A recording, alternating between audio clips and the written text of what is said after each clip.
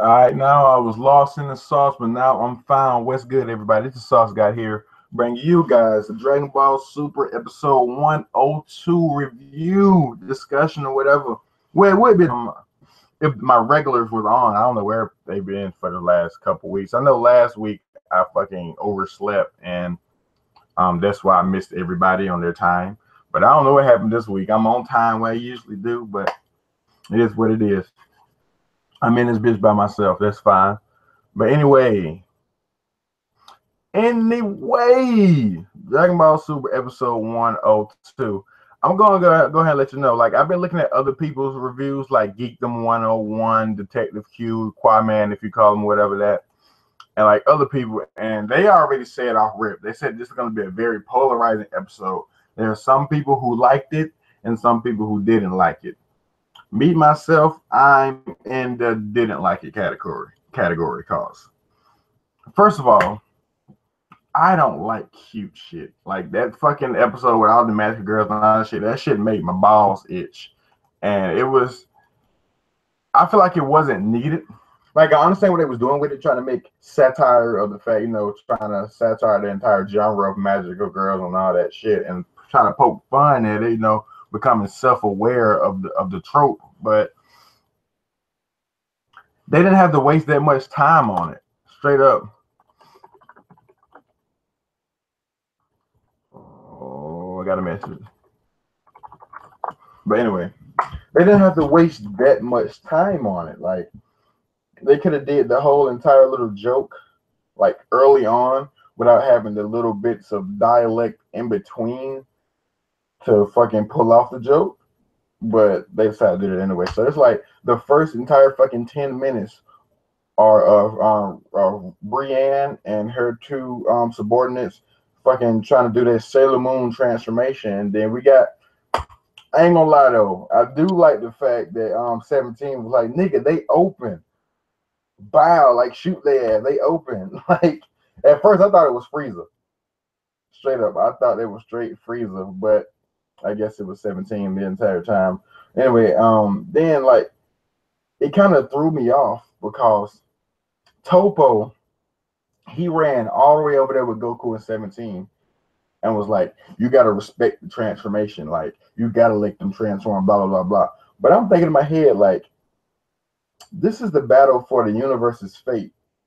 And one of the strongest people there that you had to go up against just literally ran over in your face second, let these guys transform. Man, I would have punched the shit out of Topo.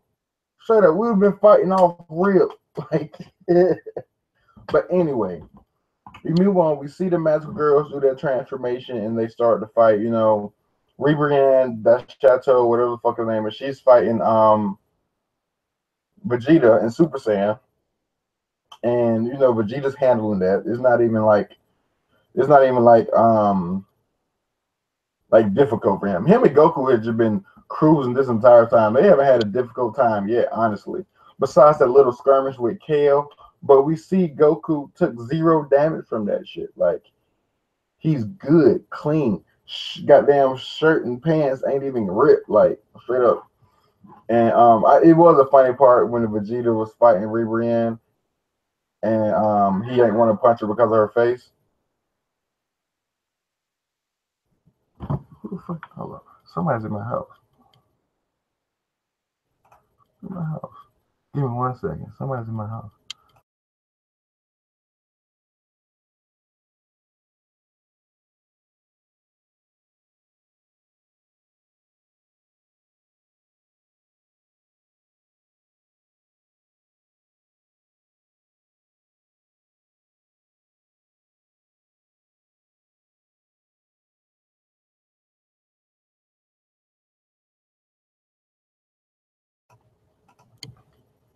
I'm sorry about that, you guys. That was my auntie. My auntie, she wanted me for a second. She came in the house or whatever. I'm sorry about that. But anyway, that funny part where Ribrianne, she started spinning in like a fucking spinning top kind of thing and came rolling towards Vegeta, and Vegeta was about to punch her. Ew, this bitch is disgusting.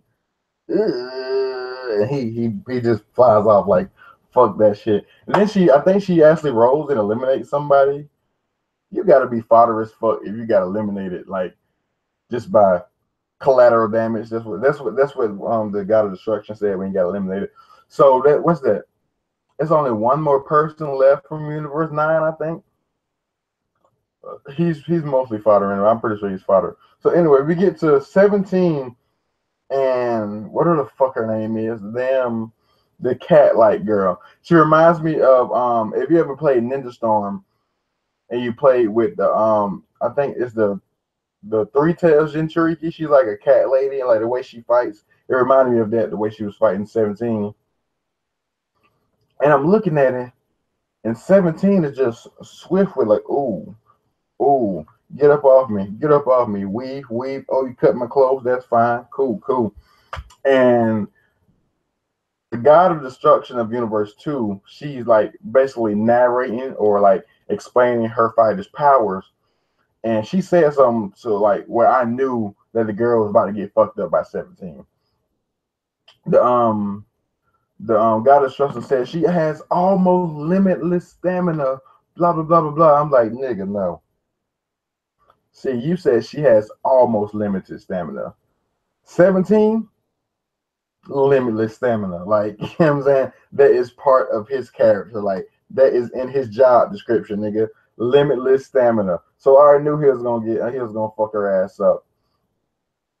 And so like she takes advantage, she hits him one good time, and basically 18 is like, yo, bro, like the fuck, you know what I'm saying? And then so 17, he's like, you know what, sis? I was just playing around with this hoe. Let me go beat her ass, and goes and fucking fodderizes her ass. Straight up fodderizes her. I like the way he did it too. Cause like it had another girl from Universe 2 who had wings and shit. I swear, in a tournament of power, if you have wings, the second you show up on screen, you're getting out straight up. Cause everybody that has had wings was thrown out the same episode that they appeared. And I don't understand that because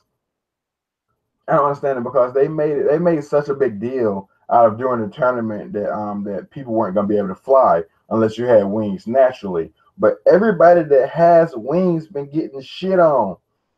So I really don't see what's the point of even like making the whole little fuss about people with wings having an advantage. You feel me? And I truly like the way that 17 disposed of him.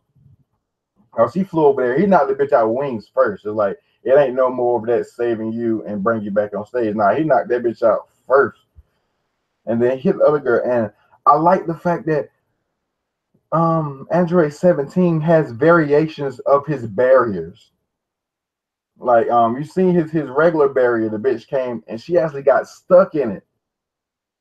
Like when she hit, it was like the barrier actually, grabbed her ass or some shit, or like she was stuck in it, like it was kind of like sticky or something. Like I don't think that's a good way to describe it as sticky, but she was stuck in it. He spun his barrier around and flung that bitch. We ain't never seen him do nothing like that with a barrier. We just see him block shit and call it a day. But what really takes the cake is when the nigga flew up and he made a foothold with another barrier. Like he made a foothold with it so he basically was floating in the air and fucking key blast her fucking ass. So that was some very some character development for 17. No lie, the androids have been MVP these last couple episodes. Android 17 and 18, them motherfuckers is a threat. Like I know the power scaling is all fucked up. Like I said plenty of times, I don't watch Dragon Ball Super for the power scaling because it's fucking dumb. You will fucking get cancer if you try to think about the power scaling too hard. But anyway, with them being at this scale, they are really a threat because they have infinite stamina. The fucking barriers are very useful, and they're cold and calculated. You know what I'm saying? They don't have any remorse for like their opponents or whatever. Like, of course, 18, she has a little bit more of a humanistic side, but when she's focused in battle, that bitch is ruthless. Straight up. And the same goes with 17. Like he likes to kid around and shit, but we see that 17 mature. He's not the same, teen angst 17 that we saw back during the Android saga. You know, he's, like I said, mature, cold, and calculated. And what else do I want to talk about in the episode? I think that's pretty much it. Like, if I had other people here, we would, you know, I discuss different topics, but it's just me by myself. So basically, it's more like a review instead of a discussion like I normally do on Sundays. But it's fine. Maybe next Sunday I'll get my people in here like usual. They can get back to the usual swing of things. But until then, it's just gonna be me talking about the episode. So I give this episode a smooth 7. Because it still was entertaining. Like the fight towards the end with 17 and the other girls, that kind of brought it back for me after the whole magical girls bullshit. They had me yawning like this. I didn't mean to yawn, but anyway, like just talking about that shit just got me tired. Because I was looking at them like, bro, like last few episodes have been fucking action packed. Boom, we're fighting, we're fucking fighting, we're fighting. Then we go magical girls. Oh, we're gonna transform. Blah blah blah blah blah blah. Blah. Power of love. That shit is bullshit. That's pretty much it. That's how I feel about the chapter. You know what I'm saying? Y'all got anything else you want me to talk about? Let me check the chat box real quick. And nope. But anyway, y'all leave your feedback in the comments, like, share, all that bullshit down below. That means the Sauce God is out.